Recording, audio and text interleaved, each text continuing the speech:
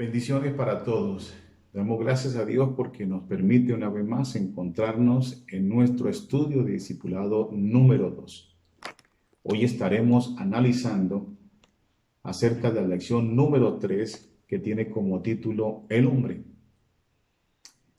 Y vamos a hablar acerca que el libro de Génesis parte de la premisa que en el principio Dios creó los cielos y la tierra, en el capítulo 1, verso número 1. Entonces ahí concebimos que la creación no fue producto de un accidente cósmico, como nos quiere hacer entender muchas veces el mundo, o producto de una evolución involuntaria, sino que el texto nos dice, en el principio Dios creó los cielos y la tierra. Entonces, sabemos que todas las cosas fueron creadas en Él, por Él y para Él, según la carta del apóstol Pablo a los Colosenses, capítulo 1, verso número 15 al 17. Vemos en la naturaleza misma un orden establecido por Dios. Oye bien, un orden establecido por Dios y una armonía en el que Él mismo sustenta. Al saber que Dios en su sabiduría y misericordia ha creado todas las cosas, entonces podemos nosotros entender fácilmente que todo, incluyendo sobre todo al hombre, fue creado con un propósito divino. Me llama la atención esta última frase que dice que el hombre fue creado con un propósito divino, con un propósito divino. Damos gracias a Dios y pido al Espíritu Santo para que esta verdad se afirme en tu corazón y en tu vida. Tú y yo fuimos creados con un propósito divino. El enunciado de la doctrina en esta clase es: creemos en la creación divina del universo y del hombre, la santidad original, su caída y su redención. Una vez más, repito, creemos en la creación divina del universo, del hombre, la santidad original, su caída y su redención. Un consejo: vamos a estudiar este enunciado de la doctrina para que quede en nuestro corazón y nuestro espíritu y así afirmar esta gran verdad. En primer lugar, vamos a hablar acerca de la creación del hombre. La creación del hombre. El hombre no fue producto de la casualidad. El hombre no fue producto de la casualidad. Como hay estudios, como hay pensamientos que dicen que el hombre fue producto de la casualidad, de algo que sucedió. Pero la palabra nos dice que el hombre no fue, oye bien, no fue producto de la casualidad, sino que Dios mismo lo ideó, oye bien, lo ideó, lo diseñó y creó al ser humano. Dios mismo lo ideó, lo diseñó y creó al ser humano. El Señor, dice la palabra, lo formó del polvo de la tierra, sopló aliento en su nariz, aliento de vida, y el hombre fue hecho un alma viviente. Sopló aliento en su nariz de vida y fue hecho un alma viviente. Según Génesis capítulo 2, verso número 7. Entonces Dios, dice la palabra, que Dios hizo al hombre a su propia imagen. Que Dios hizo al hombre a su propia imagen. Esto evidentemente hace referencia a la naturaleza espiritual del hombre. Cuando habla de que Dios formó al hombre a su propia imagen, nos hace una referencia de la naturaleza espiritual del hombre, no a su cuerpo, sino a su parte espiritual. Entonces, el ser humano, aunque posee una forma física, aunque posee un cuerpo hermoso, aunque posee un cuerpo bien detallado, no es solo ser material. El género humano fue formado como un ser espiritual. Estaría incompleto si alguna de estas dos partes le faltara. Entonces el hombre estaría totalmente incompleto si le faltara, por ejemplo, la parte espiritual, o fuera solamente espiritual y le faltara la parte física. Entonces, pero algo sucedió grande en el ser humano, que el libro de Eclesiastés en el capítulo 3, verso 11, dice de la siguiente manera: todo lo hizo hermoso en su tiempo y ha puesto eternidad en el corazón de ellos, sin que alcance el hombre a entender, oye bien, la obra que ha hecho Dios desde el principio hasta el fin. Todo lo hizo hermoso y ha puesto eternidad en el corazón de ellos. Esto quiere decir que Dios dotó al hombre de inmortalidad. Dios dotó al hombre de inmortalidad.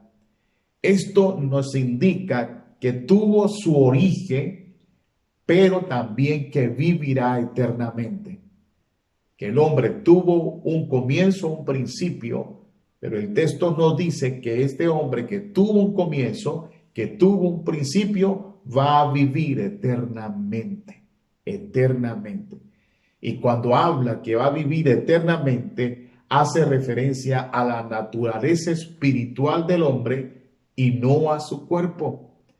Porque la misma Biblia dice que este cuerpo tiene que volver a la tierra donde fue tomado, donde fue tomado. Por eso es que debemos entender de que tú y yo tenemos un propósito, no fuimos creados, no fuimos el producto de la casualidad, tenemos un propósito, tenemos un comienzo, pero también tenemos una vida eterna, una vida eterna. Pero también Dios en su sabiduría, en este tema de la creación del hombre, Dios en su sabiduría perfecta, Dios formó una pareja, hombre y mujer, como el diseño para la familia. Dice que ambos géneros son igual de valiosos ante Dios. El hombre y la mujer delante de Dios son igual de valiosos. Lo que sucede es que el hombre ha cambiado los roles, ha cambiado las posiciones. Por eso vemos a la mujer que está en un nivel muy bajo que el hombre.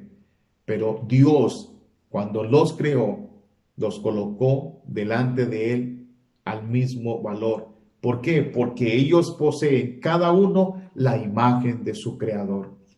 Entonces, la expresión imagen también se aplica a ciertas cualidades del hombre, como son el intelecto, la voluntad del hombre, las emociones y los sentimientos que él posee. Y en segundo lugar, vamos a hablar acerca de la caída del hombre, la muerte del hombre. El hombre fue creado, dice la palabra, bueno y justo. El hombre fue creado bueno y justo, porque Dios dijo, hagamos al hombre a nuestra imagen, dice, conforme a nuestra semejanza. Dios dijo, vamos a hacer al hombre y vamos a hacerlo a nuestra imagen, conforme a nuestra semejanza. Sin embargo, el ser humano en su propia voluntad cayó en transgresión, concurriendo así no solo a la muerte física, sino también a la muerte espiritual, que es la separación de Dios. ¿Qué es la separación de quién? De Dios, la muerte espiritual. Por eso dice la Biblia que el hombre en su propia voluntad cayó en desobediencia, cayó en pecado. Y por eso al caer en pecado, al caer en desobediencia delante de Dios, trae la muerte física y también la muerte espiritual, que es la separación de Dios. El pecado literalmente significa errar en el blanco, errar en el blanco. Entonces, esto nos da la idea de alguien que lanza una flecha a un objetivo, mas no acierta. Alguien lanza una flecha, pero en el transcurso de esa flecha no llega al objetivo donde quiere esa persona que llegue la flecha. Se pierde, no acierta. Entonces, pecado en ese orden es fallar en el propósito divino para el hombre. Cuando pecamos delante de Dios, entonces estamos fallando en el propósito que Dios tiene para con nosotros, para el propósito que Dios le dio al hombre. Recuerda que hablamos al comienzo y dijimos que el hombre fue creado con un propósito divino, con un propósito divino. Por tanto, pecado es todo aquello que va en contra de la voluntad divina. Esa es otra definición también. Pecado es todo aquello que va en contra de la voluntad divina. Cuando alguien te pregunte, ¿qué es pecado? Tú no tienes que decirle, bueno, de la raíz aquella, no. Vamos a decir una definición muy certera y muy corta. Y tú vas a decir y vas a contestar, pecado es todo aquello que me aparta de la voluntad divina de Dios. Porque la voluntad de Dios no es caprichosa ni es egoísta.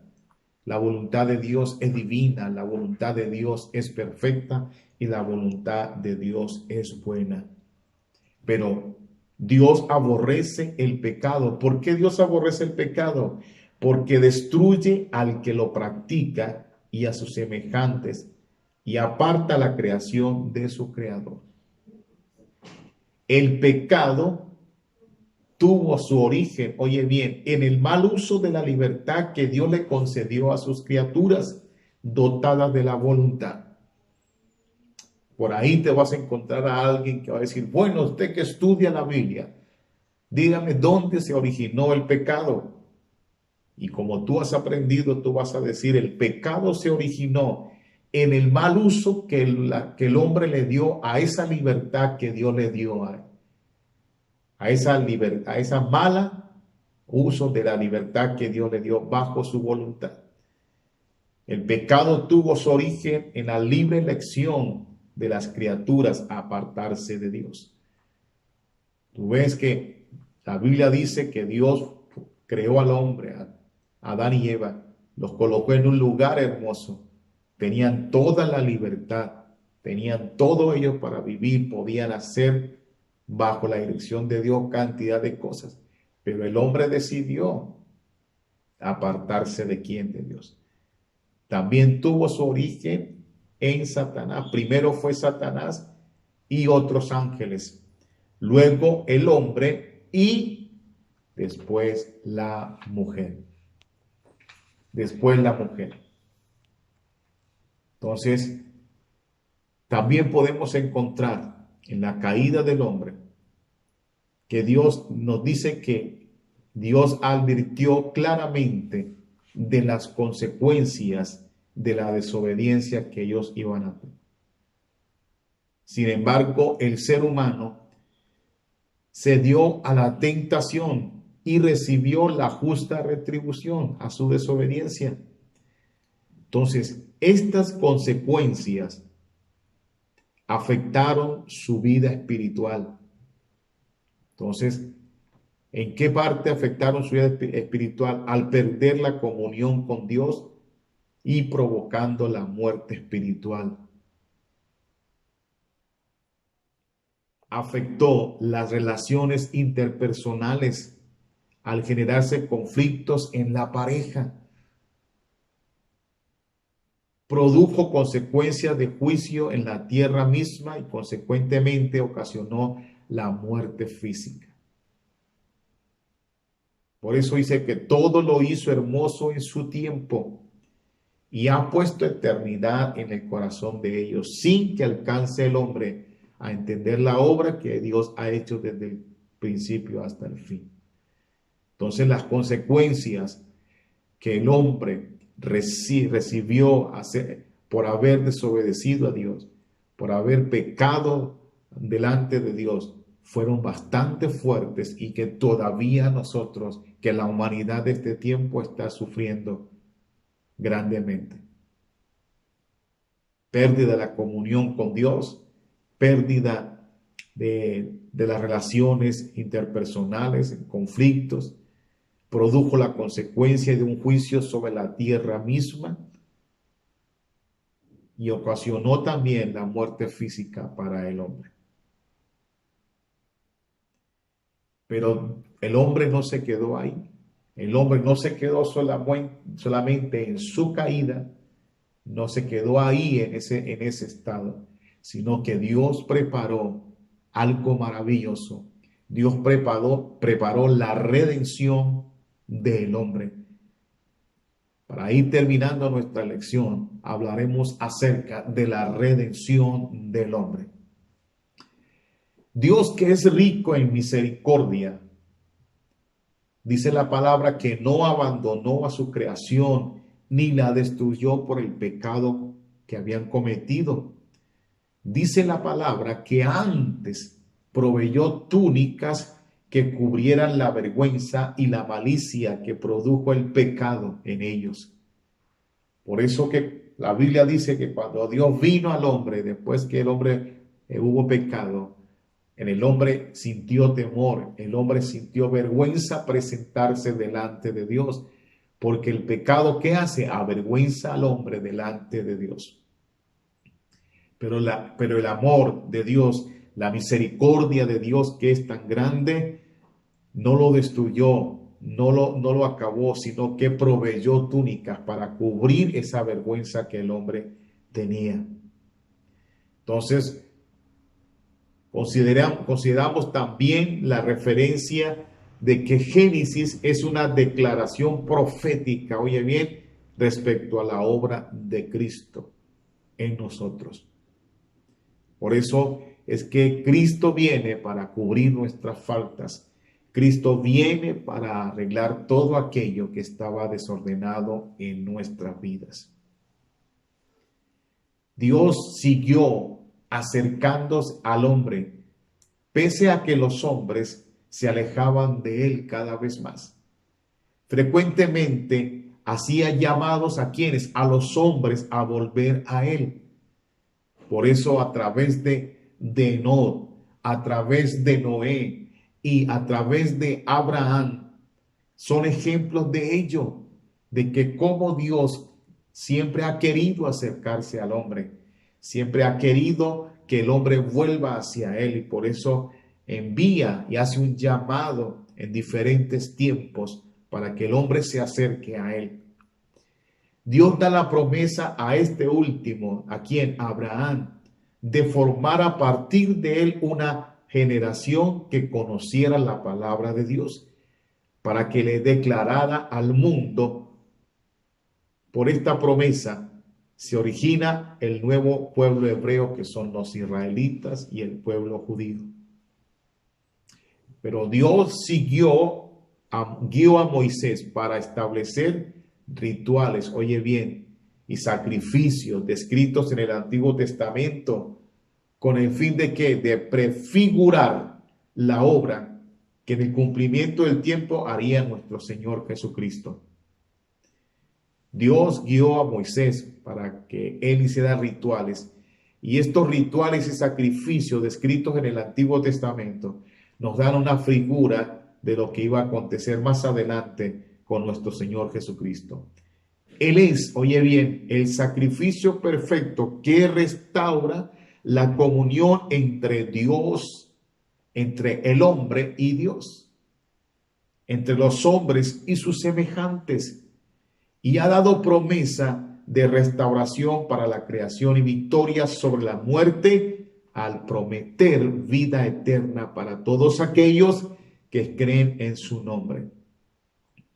Entonces, en Cristo, dice la palabra y lo que hemos leído, en Cristo tenemos la restauración con nuestro Dios. En Cristo tenemos la restauración con nuestros semejantes. Y en Cristo también tenemos la promesa de restauración de toda la creación. Y lo más grande y lo más poderoso es que tenemos la victoria sobre la muerte, sobre la cual Él dice que Él nos da vida eterna. Así es que en el Señor, que es el camino, que es el Señor que ha abierto un nuevo camino, el Señor Jesús murió siendo inocente para que nosotros, aun siendo pecadores, tuviésemos posibilidad de acceder al trono de la gracia. Esto quiere decir en este punto de la lección de la redención del hombre, que el hombre no quedó allá frustrado, no quedó allá, sino que sí, él cayó allá, él cayó, pero no quedó allá, sino que Dios lo levantó a través de ¿quién? De Jesucristo. Lo levantó. Y por último, vamos al encuentro de la enseñanza de hoy. Podemos decir muchas cosas en cuanto a las consecuencias que el pecado le trajo al hombre. Pero en primer lugar, el hombre pierde, oye bien, la relación armónica con Dios. En segundo lugar, el hombre perdió su armonía en relación con la mujer y viceversa. En tercera medida, el hombre perdió la relación con su prójimo. Y en cuarto lugar, el hombre perdió su relación armónica con la naturaleza. Mira todo lo que el hombre perdió a causa del pecado y las consecuencias que ha traído hasta este momento que estamos sufriendo y la humanidad está sufriendo. Allí inicia el dolor y la muerte, la enajenación mutua de los hombres y el alejamiento de Dios. Un cuadro para nada halagueño. Este cuadro, el que me estoy refiriendo en este momento, es el que cada uno de nosotros debemos resistir y tomar la decisión de no repetirlo. Y esa es nuestra oración, para que Dios te fortalezca. Esa es nuestra súplica delante de Dios, para que Dios te ayude a seguir firme delante de Él, para que no mires hacia atrás con ese sentimiento de volver, sino que mires hacia atrás para ver de dónde Dios te ha sacado y de dónde Dios te ha llevado, y para que no repitamos este cuadro tremendo. La historia que debemos continuar escribiendo, oye bien, querido hermano, es aquella que incluye como el fundamento la redención nuestra y restauración, la armonía perdida en algún momento de nuestra existencia. En conclusión, tú y yo hoy afirmamos en nuestra vida cristiana la doctrina de que creemos en la creación divina del universo y del hombre, la santidad original, su caída y su redención. Así es que yo te bendigo en este tiempo maravilloso de esta hermosa lección y oro a Dios para que el Espíritu Santo afirme estas verdades que tú y yo hemos estudiado, para que el Espíritu Santo traiga en ti de que tú tienes un propósito divino, para que el Espíritu Santo cada día te aleje del pecado y para que el Espíritu Santo traiga cada día restauración a tu vida a través del conocimiento de la palabra y a través de seguir a Cristo, y que tú y yo podamos seguir viviendo la vida cristiana y escribiendo una nueva historia en el nombre de Cristo Jesús. Por eso te bendigo en esta hora y pido a Dios que cuando leas y veas esta lección, el Espíritu Santo venga sobre tu vida y te dé entendimiento para que puedas comprender muchas cosas de que Dios tiene para ti. Bendiciones y que Dios te bendiga y que Dios te guarde.